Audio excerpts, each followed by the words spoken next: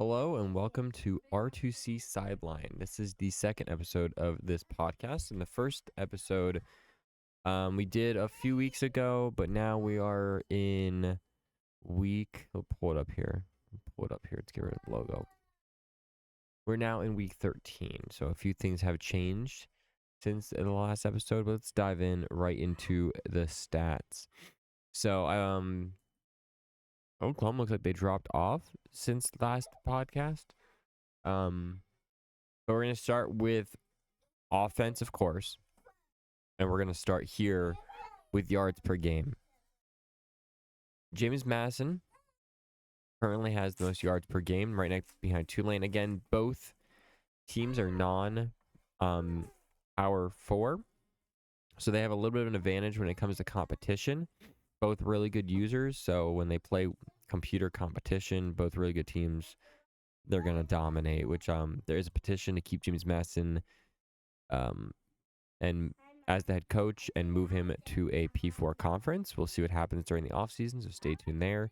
This is most likely Tulane's last year there. So the top teams here, you got James Madison at 609, Tulane 596, Florida State 592, Cal 589, Illinois 533, SMU 531, Virginia Tech here at 524, Tennessee at 522, NC State 521, USC 514, and Oklahoma the last one that has above 500. After that, you have A&M, Michigan, Florida. You drop down a little bit, Missouri, who we're going to talk about tonight because a lot happened tonight. UCLA is down here. Then we get the Texas Tech, Washington, Ohio State, Oregon down here as well. LSU, who we're going to talk about a lot tonight. Penn State here at 430. And then you kind of just drop down. We have a little bit of a way. Here comes Iowa. Classic Iowa. Ole Miss down here. They are going to be talked about tonight a little bit. Colorado is down here. We're going to talk a lot about the Big 12 tonight. South Alabama, Miami, North Carolina, who is shockingly down here, but he got a little bit rocked. He got a rude awakening in his first ACC challenge, per se. You drop down, I believe, we have Auburn, who just rejoined the league as well. So welcome back to Auburn and Mike Green, Coach Mike Green. Indiana down here at 532, having not a great season compared to seasons that they've had in the past, especially offensively. Kansas almost at the bottom of the league, down here at 307. So again, let's go back to the top so you can kind of see where you're at. Yards per game. Top 3, Florida State, Tulane, James Madison. Let's see how that transitions from yards per game to total offensive yards. So you jump here. Cal then takes over the number 1 spot with over 7,000 yards of offense. That's almost a full 1,000 in front of James Madison. So it goes Cal, James, 1,000 yards later. You have James Madison, Tulane right behind James Madison. Florida State very close there. Virginia Tech, Tennessee, Oklahoma, A&M, Illinois, SMU, Ball State is up here. Missouri, NC State, Texas Tech, USC, Michigan, Florida. Jump down a little bit to LSU, UCLA, Penn State, Washington, Ohio State, Oregon. Big Ten teams kind of stay in the middle, top middle of the pack. South Alabama, Miami. Bigger leap, North Carolina. Iowa is down here as well. Ole Miss is down here, which is kind of shocking, but not really. Colorado is down here. Jump a little bit more. There's Auburn again. It just rejoined the league, so we're not going to talk much about Auburn. Indiana down here, and then Kansas, the last of the user teams down here. Let's talk about points per game. I always like that rather than total points. So total points, Missouri, although not near the top 10 or top 15, or he's not in the top 10 offensive yards or per game. He does lead the league in points per game with 59.5, followed by Florida State at 48.7, James Madison 48.6, Tulane 46.7, Tennessee is at 53, USC 52, then followed by A&M, Tech, Virginia Tech, I should specify, NC State, Cal, Ohio State, Oklahoma, Illinois, SMU, Florida, Penn State, Michigan, Texas Tech. I almost said Tech again. Oregon, UCLA, LSU. A little bit of a jump here down to Washington, then Ole Miss, then a little bit more of a jump to Colorado, then down here to North Carolina. Then we jump a little bit more. Again, Auburn and Iowa tied here. South Alabama, Indiana, and I believe Kansas is last with 27, unless did I say Miami yet? Miami might be farther. Okay, Miami is then 24.7 at the bottom here. Yeah. All right. And Air Force is just consistently the worst team in the country. 9.1 points per game is 91 total points. That's insane. All right, so then let's talk more about passing yards per game. Who has the best passing yards? We will not talk about total yards when it comes to like passing and stuff, but passing yards per game. James Madison loves to air raid that ball. 518. SMU. And everyone else is. You have the rest of the 400s: SMU, Florida State, Illinois, and Florida. Then the high 350 to 390 or 399, I guess. NC State, Tulane, USC, Texas Tech, Michigan, Cal, Tennessee. Then we drop down below 350, Ohio State, UCLA, Virginia Tech. Drop down a little bit farther, you have A&M and Oregon right on the cusp. Below that is everybody that's throwing less than 300 passing yards per game. Iowa, Penn State, Washington, Miami, Indiana, Oklahoma, Auburn's up here, Ole Miss, Colorado, Missouri is not throwing the ball very well. LSU is not throwing the ball very well. North Carolina is under 250. Kansas 231, I believe Kansas. So no, South Alabama is down here as well at 198. So right, although they're winning and they're first in the Sun Belt, right next to James Madison, they're gonna have to get past James Madison to get into a playoff spot. The Sun Belt is kind of holding on to that last playoff spot. We will talk about more of that later. So let's move on to rush yards per game. So here we have Oklahoma with 235, Cal 229, Missouri 220, Tulane 207, and then you have from 150 to 200 or 150 to 159, Virginia Tech, A&M, LSU, South Alabama, Washington, Tennessee, Florida State.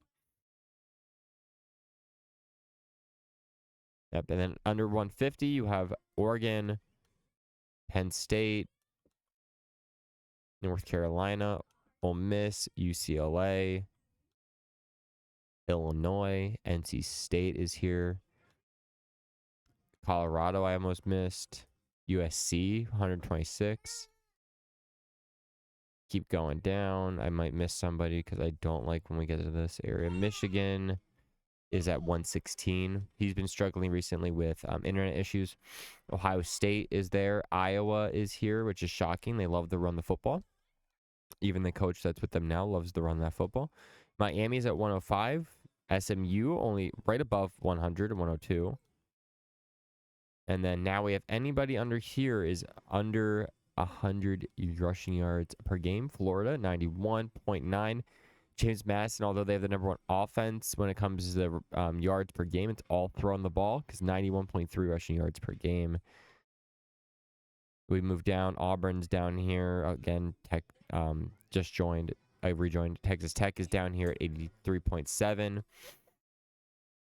We go down a little bit longer. Indiana, 77.8. Kansas at 76.4. And then I believe, yeah, that was the last one. Let's move on to defense. Move back over here so we can get a better look. So this is yards per game. Obviously, the lower number, the better. So the best defenses in the game when it comes to our league. Tennessee at only giving up 236.8 yards per game.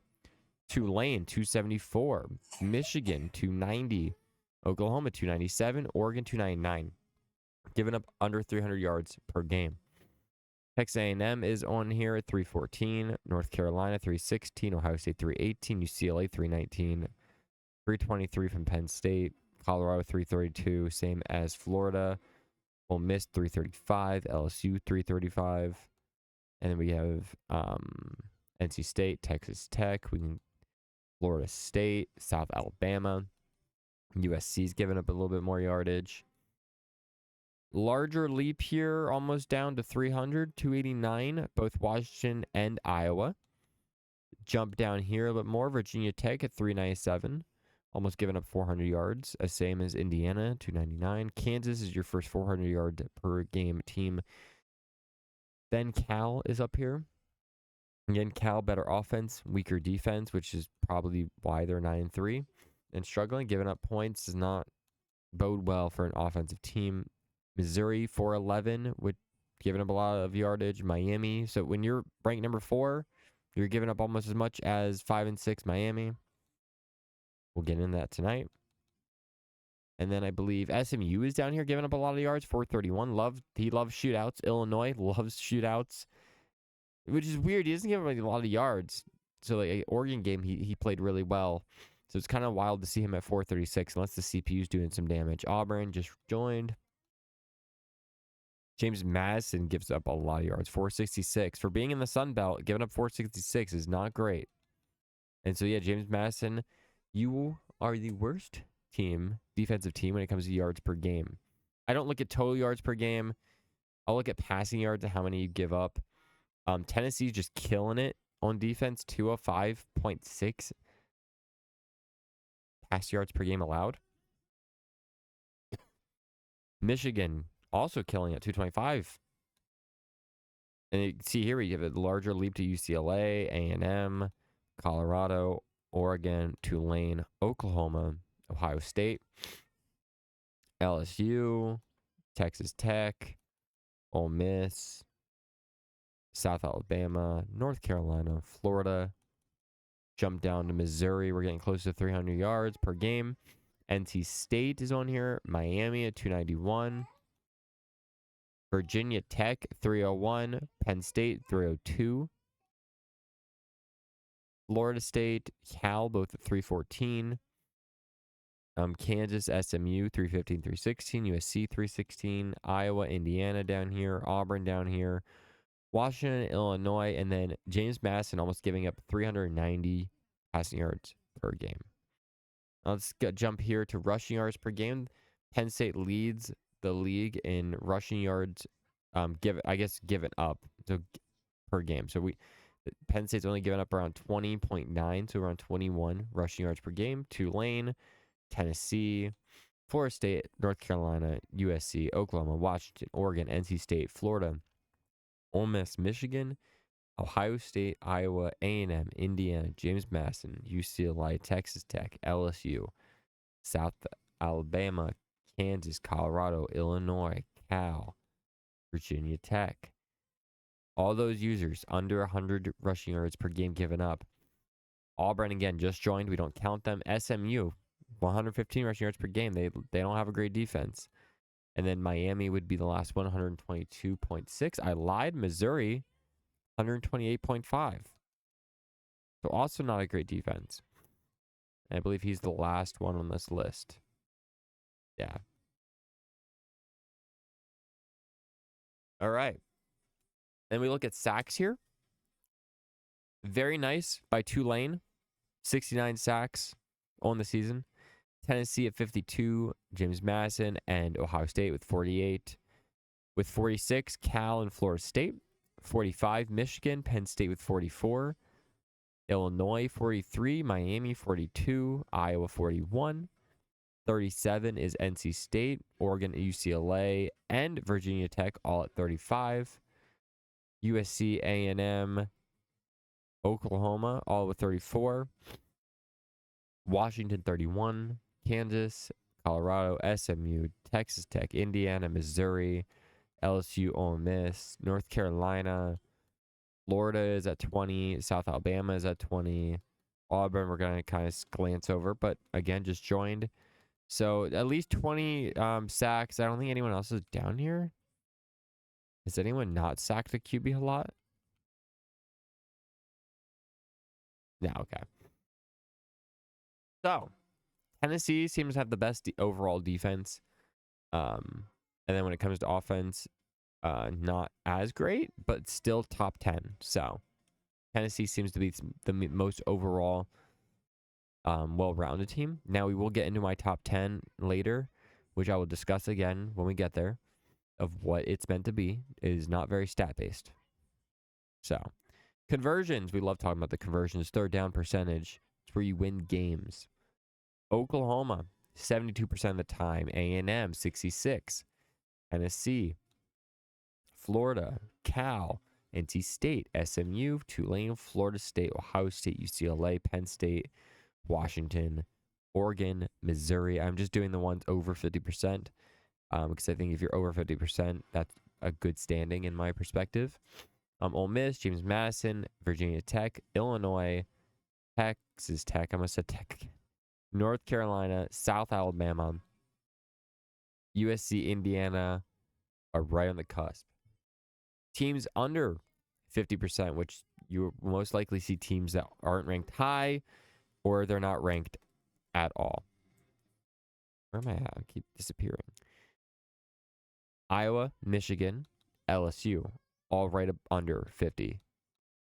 And we have a larger jump down, it looks like, before we get to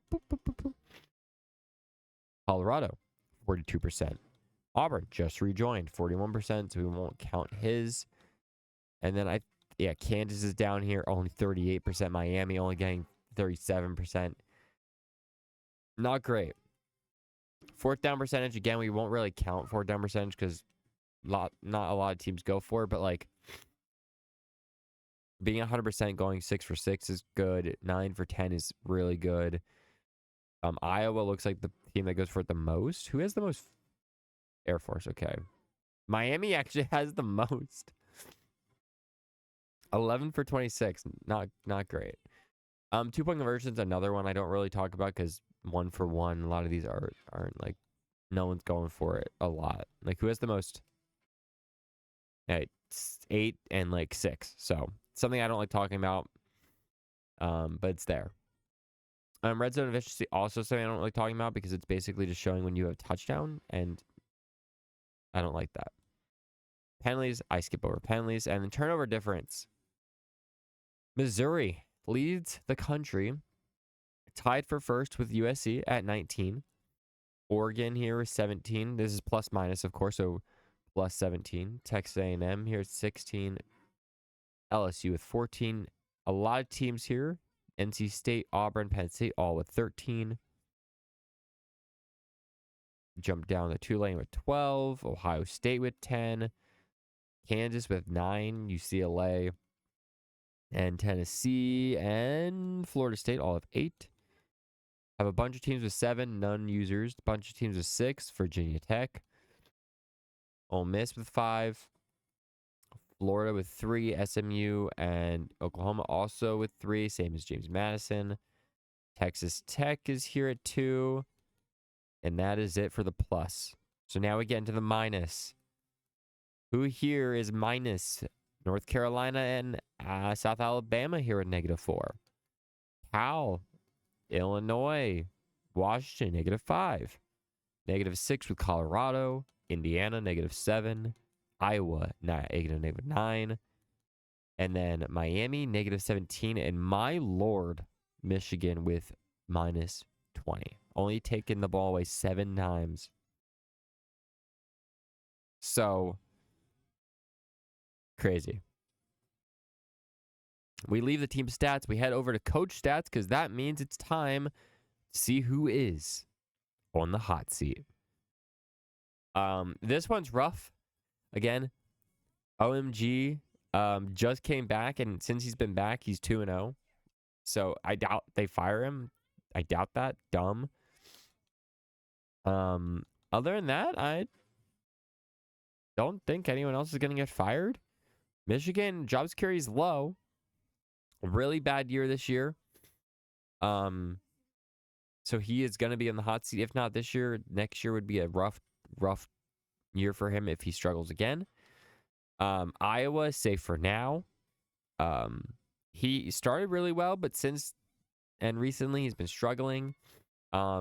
there have been rumors that the coach has secretly told people that he is out from Iowa after this season. We see if those rumors hold true. Colorado, a job that he never wanted, but he ended up getting. He started at Notre Dame. He's here. He's safe for now at Colorado. Colorado in the Big 12. We will talk about that very soon. Really, really struggling. Not the best conference. Virginia Tech is safe for now. He's had his moments. Once you make the playoff, once you go 12-0 and you start losing, that's when they start knocking at the door saying, is this our guy? 8-14 over the top 25. 6-2-17, but not the best record versus top 25. And this year has not been super helpful for him as well. Ole Miss is safe for now. Recently had a really rough loss that we will talk about, but I think he'll be fine. Florida, he is safe. Oklahoma is safe. Miami is somehow at 100%. My only guess is he was on the hot seat, and he's won his few games against computers. So he has a chance here. I'll see who his final game is. But he has a chance to make a bowl game. Then we jump down here to everybody that's in the hundreds. But teams that look like they might open for some of the guys that might be ready to leave their schools. Vanderbilt, Georgia Tech could be a fun one. I'm only going to mention the P4 schools. So Vanderbilt, Georgia Tech, Virginia, Texas, Alabama. Lincoln Riley might be out. Purdue could be an interesting one if you wanted to jump on that. Stanford. Arizona State could be a fun one for some people. Nebraska, I know Nebraska had a few coaches at this point, and I don't know if you want to go to Nebraska. It seemed to be a struggle bust. Iowa State. Shane Beamer and Maryland. Arkansas, who I've played as Penn State. Minnesota is on the hot seat. Georgia, hot seat. Duke is on the hot seat. Clemson is on the hot seat. Louisville. Mississippi State is low.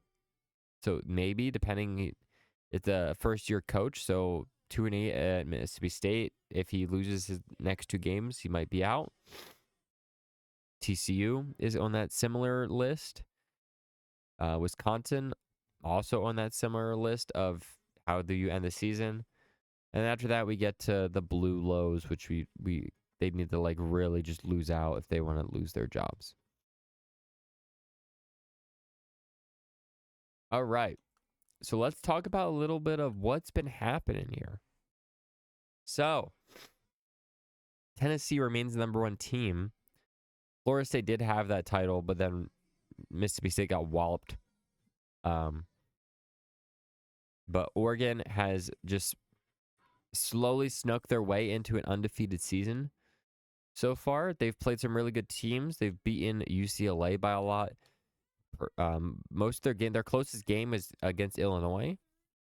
They do have a test here against Washington. Rivalry game, so you never know what could happen. Washington plays really well on the road. And then Michigan State. So they're looking to finish the year undefeated. Let's talk about Missouri. They just lost to LSU. And it should have been 35-28. He threw a Hail Mary and it got returned for 6. But Missouri was home for this game. LSU season is basically finished. It will be very interesting to see how the committee ranks them when it comes to how they've played recently. And we will talk about LSU very soon. But Missouri, with 2 losses now, where do they fall? You were one of the favorites to make the SEC championship game. Now you're on the outside kind of looking in, and we'll talk about the conferences here soon as well. But you have Arkansas. You have an easy win to finish the year. So it's going to be interesting to see what happens. But recently just lost to LSU. USC has a really interesting game to end the year here. They have UCLA, top 10 matchup here. That game should be going down, I believe, tomorrow, I saw. So that is the 16th, whenever you're watching this on YouTube. UCLA, again. It will be really interesting if they lose to USC. Where do you fall? USC is undefeated in the Big Ten. UCLA is not undefeated in the Big Ten. So does UCLA drop out? And who does that open the door to? We'll talk about that soon. And they finish at Washington. Tough game. You have NC State just hanging out. NC State just hanging out. Hasn't really beaten anybody. They lost to Texas Tech, who's not ranked anymore after a massive fallout. Tennessee only lost by 2. They beat Indiana, and they've won every game since. And they've played a bunch of computers. And then they finished the year with North Carolina. NC State looking to win the ACC as well. So that's really a big reason of why they're up here. They're second in the SEC. Because you have Florida State in the SEC and then SMU down here. Just chilling. Penn State had their 2 early losses, USC and UCLA, both in the top 10. But since then, they started the year with a big win over Florida. They've beaten Washington, Illinois, who are both ranked, and then they just had a massive win against Ohio State, 28-10, and they finished the season with 3-7 Minnesota. So as long as Penn State and NC State win, you're looking at them both getting in.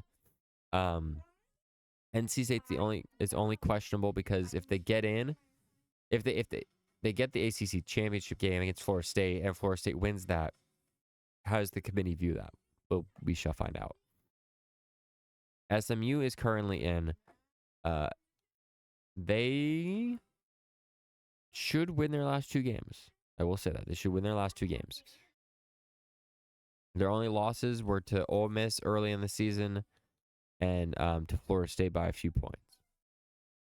But as long as they win out, they're probably in. A&M is one that we will talk about now. They were on a roll. As you can see here, just defeating every team in the SEC. And then they hit a speed bump. Undefeated no more. They lost to an at the time, unranked LSU. The thing that hurts A&M is their strength of schedule. As you can see here, yes, they've beaten Virginia Tech, Illinois, Ole Miss, but all those teams outside the top 10, you haven't played a top 10 team. And then you played a bunch of unranked teams. And then you played another unranked team in LSU. And you lost 38-14. That knocked them out all the way to 11th. And when you look at the bracket, you're going to see that they are not in anymore. So they're going to need some help. And then Florida on the outside looking in.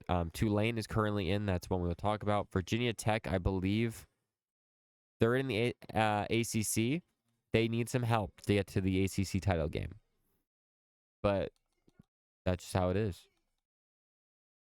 North Carolina is, I wouldn't say their season's over, but it's basically over.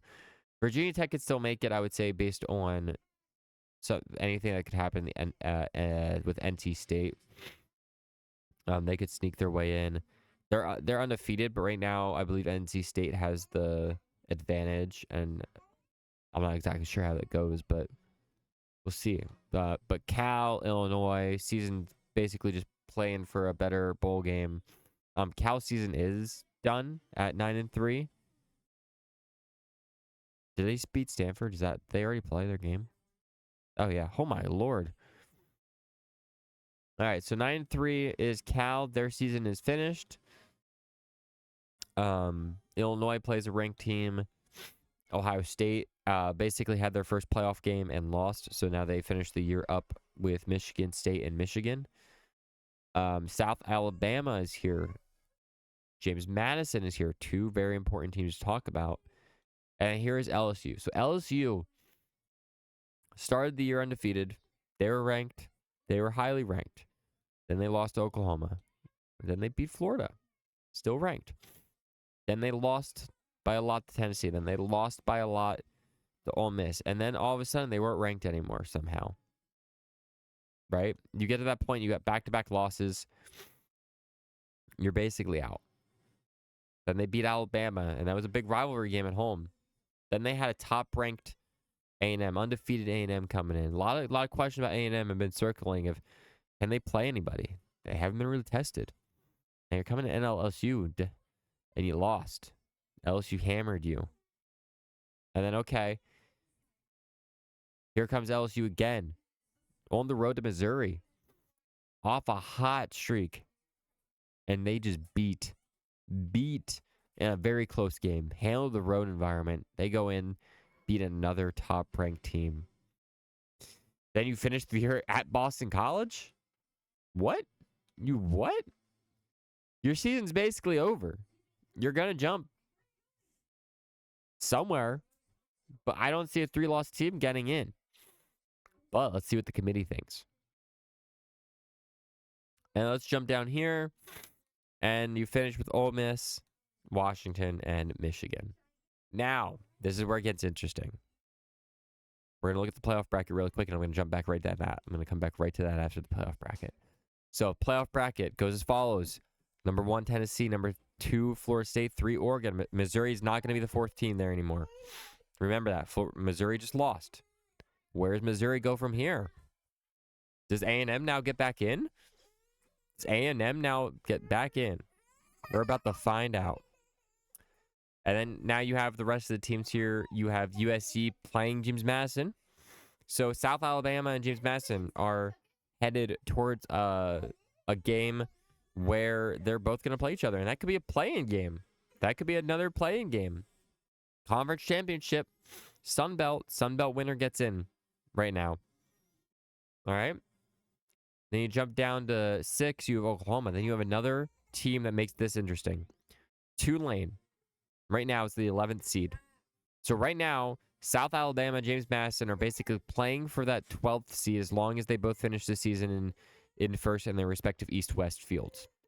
Tulane is most likely going to win the American. Tulane is almost a lock. I'm going to say it now. Tulane is a lock to get into the playoff. Okay? And then you have UCLA at 7, SMU at 10, NC State and Penn State 8, 9. So what are we missing here, everyone? What are we missing? Where's the Big 12? And this is where it gets interesting. We've talked about the Big 12. The Big 12. If you look at the top 25, where's the Big 12 at, everyone? Someone find me a Big 12 team, and I'll give you $1 million because they are non-existent. The Big 12 teams are gone. The best team in the Big 12 received votes is Oklahoma State, ladies and gentlemen. Let's jump to conference standings for the Big 12. The Big 12's let's put this perspective yet again. Oklahoma State just fell out of the rankings, I believe. That's what it was. They didn't receive votes because it's the College Football Committee. Oklahoma State was your only ranked team, non-user team, and they lost to BYU. So, I'm losing the camera here. Ollie's popping in. Ollie's trying to pop in right now. But they finished with Kansas, and that basically you're cooked. So your only hope at this point is the Big 12 title is between Colorado and Texas Tech. Both teams unranked. And when you go back and look at the top 25, and this is why I say this, that they are officially cooked. You have James Madison and South Alabama, and the way that the committee has ranked them basically tells you that that's a play-in game. Whoever wins that game is going to be the 12th seed. Whoever wins that game is going to be the 12th seed. And that basically eliminates the Big 12. A P4 conference. Gone. Non-existent in the college football playoff. As much as they love to talk about that they're a really good conference, I don't know who else, no one ever has said that. You're not going to have a ranked team at the end of the year. Is your conference champion going to be ranked? at all. Maybe Michigan loses and they bump you back in there, but you're not jumping higher than South Alabama and James Madison. If James Madison wins, they're jumping South Alabama and they're going to be in the playoff with Tulane. Your only hope is that Tulane somehow loses and you become ranked last second. That is where you are. So let's find out how that goes. Yeah, so we'll talk about the conversations really quick, and then I'll get into my top 10, and that will be the podcast for the night. So let's start with the ACC. Right now, if everything plays out, I believe Florida State's basically a lock. Yeah. Unless they lose to Clemson, they're a lock for the ACC title game. NC State, if you went out, you're a lock. All you have is Duke and North Carolina. Virginia Tech is undefeated, and this is where it gets interesting. Because if they went out, I don't exactly know. 69, 66. Does it go by strength of schedule? Maybe. I don't actually know what the tiebreaker is in the ACC for undefeated teams like that. Maybe it can't be winning percentage because you both go undefeated. Unless it's like overall winning percentage because Virginia Tech has 3 losses. Basically, SMU is on the outside looking in, same as North Carolina. You're in a miracle to get into the title game. Probably not going to happen unless all 3 of these teams just forget how to play football. The American we've talked about, you're going to have Tulane versus Memphis, most likely. Or Florida Atlantic, North Texas, or Army, or UTSA, Rice, all are 4-2 in the conference. Right now, I believe it's Memphis. So that's why I keep saying guaranteed Tulane gets in. The Big 12 we've talked about, Texas Tech and Colorado. As long as one of those teams don't suffer more than they already have. And as long as they win, Utah and Texas Tech is the last game there. And then Colorado has to get past Iowa State and Baylor. And Baylor 7-3 knocking on the door. And then you even have Kansas here kind of lurking, trying to make a title game. But right now, Tech and Colorado are the 2 teams for the Big 12. The Big 10 never got interesting, to be honest. Oregon and USC right now are the 2 teams that you're looking at. This could all change if Oregon loses to Washington, USC and UCLA play each other. That's basically a game that will determine who gets into the Big 10 title game. And then you have teams that aren't going to make it, like Penn State's not going to make it. Ohio State's definitely not going to make it. And then after that. So, but yeah. So Oregon right now, my prediction's Oregon USC for the Big 10 title game. We skip a little bit to the no one's in the Pac-12. The SEC. The SEC right now, Tennessee is basically guaranteed a spot. Their last game is against Ole Miss. So Ole Miss has been not playing great. So right now I'm predicting Tennessee gets in. Missouri, I'm not sure if this has changed or updated. I don't know if this updates when you play or not. But right now Missouri is in the title game. But you have Oklahoma, A&M, Florida, all kind of just lurking, waiting for them to make a mistake. And after losing to LSU, you finish with an easy win. But what if Tennessee loses to Ole Miss? Like, Ole Miss gets in then, right?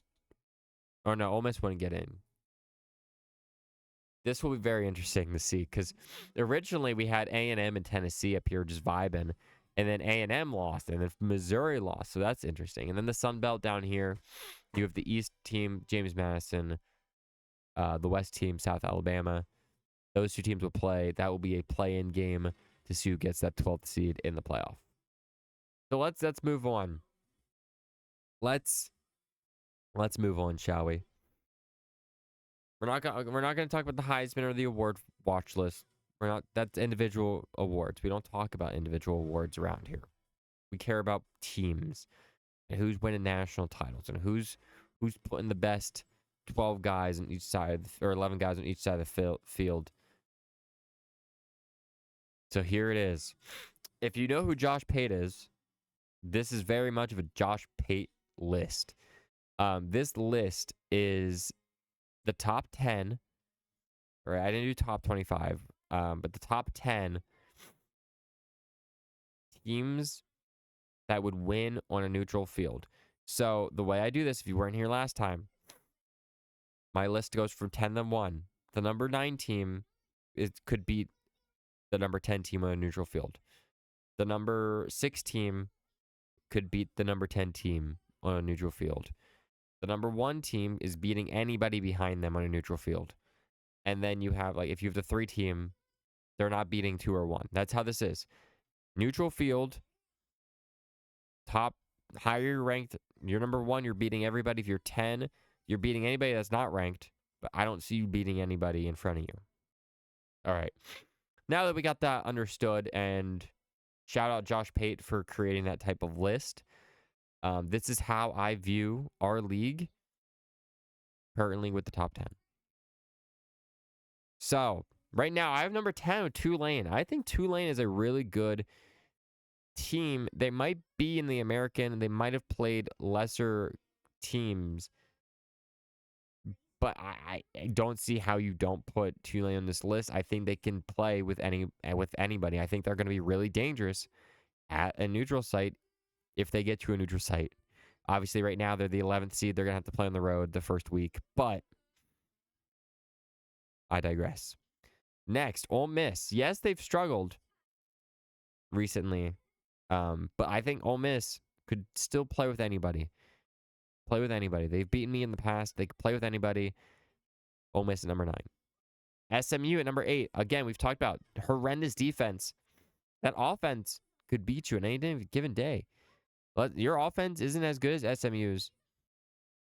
You might be cooked, because if you aren't scoring against that defense, you're not winning. UCLA at 7. Yes, UCLA got destroyed by Oregon and has a really good chance to get in. Has a really good chance.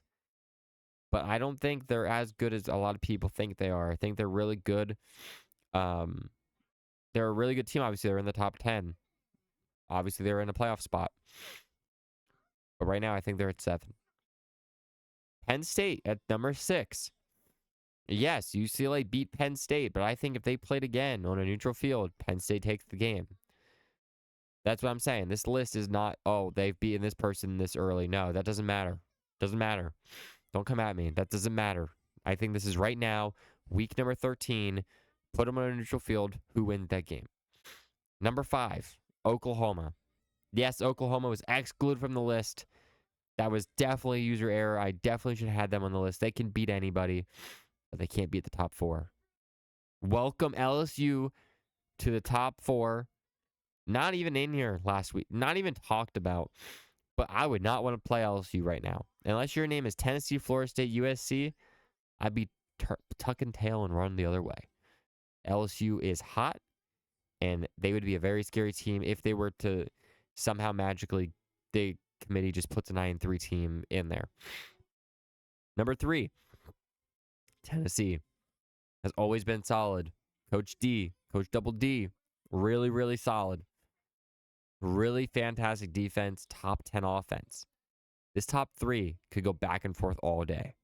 All day, this top 3 could go back and forth, but I don't care. Because right now, Florida State has my eyes open. Currently, recency bias, Florida State has my eyes open. I think Florida State could take Tennessee down to the damn wire. But Tennessee doesn't get the job done on a neutral field. No. Florida State does. And who's that top 10 team? Who's that top 10 team? Who's that the guy that comes in and says Big Ten everywhere? USC, top dog, national champion last year. Had an early hiccup this year against SMU. Doesn't matter. Put them on the field again. USC by 100. I don't care what you say. USC beat Tennessee. Neutral field last year, national championship game. I think USC is a better team this year. USC right now is my favorite to win the national title, even though they aren't probably going to finish in the top 4 unless they beat Oregon, which I think they will beat Oregon. As you can see here, Oregon's not even on the list. Oregon's undefeated right now. I don't give a damn. Oregon undefeated right now. I think Oregon would lose to Tulane right now on a neutral site field. I think you put Oregon out there on a neutral site field, any of these top 10 teams beat Oregon. Oregon has been tested, but not as tested as like an A&M. They haven't played anyone like an A&M. Washington's going to be a really good test. But again, Washington's not on this list either. So if you have any questions about this top 10 list, I don't give a damn what you say about my top 10 list. Because this is not stat-based. This is not bias-based. This is who do I think could win right now on a neutral site field. And that is that. That's what I believe. All right. So I will end this with no questions. You can ask questions in the comments. All right. We pop that logo back up. Pop that logo back up. You can ask questions in the comments. You can be like, why? And I'll give you a reason. I already talked about it right here. Right here. We just talked about what my top 10 list is. We talked about the stats all beginning of the stream. Were you here? Were you watching the beginning of the stream? Are you here now? Did you get bored? Did you fall asleep? I hope you didn't fall asleep. Better not fall asleep. I'll wake your ass up. Get up. This is R2C Sideline time. You are dialed into those stats. You are dialed into this playoff. We are in week 13, and a lot has already happened. We talked about that a lot could already happen. Double D talked about on his podcast what all could happen. And his podcast is coming up Tuesday. So get ready, because it could be wild by then. We could be in conference championships, and gosh, what could happen then? And don't forget Night Knowles and his recruiting videos. One should be coming out very soon. Very, very good. Follow Night Knowles. Please follow Night Knowles. I will have them all in the description down below. All right. The only one that's different is Double D is on Twitch. We're all on Twitch streaming these games. Some of us stream on YouTube. Most of us on Twitch. So please follow the league through Twitch. If you have any questions, please ask comments below. If you're not part of R2C and want to join R2C, hit up the comments. I will send you the Discord link. We have a great time. All right. If you want to be elite, if you think you're elite, come on and join. You think you can make that top 10 list? I doubt it. Come on and join. All right. But that will be all for the R2C Sideline. This is part 2. The next one I will say will come up during the playoffs, right before the playoffs start. We will hit up those matchups, not potential. They will be matchups, and we'll talk about them and dive in. And I will have predictions for each game and what those games would be. Obviously, if Penn State gets in, I try not to talk about my game too much, so we will avoid that. But much love to everybody that's made it this far. All 47 minutes in. I love you all. R2C Sideline is here. I'm hoping you all enjoy it. I will see you all in a few days again for the playoffs. And as always, peace.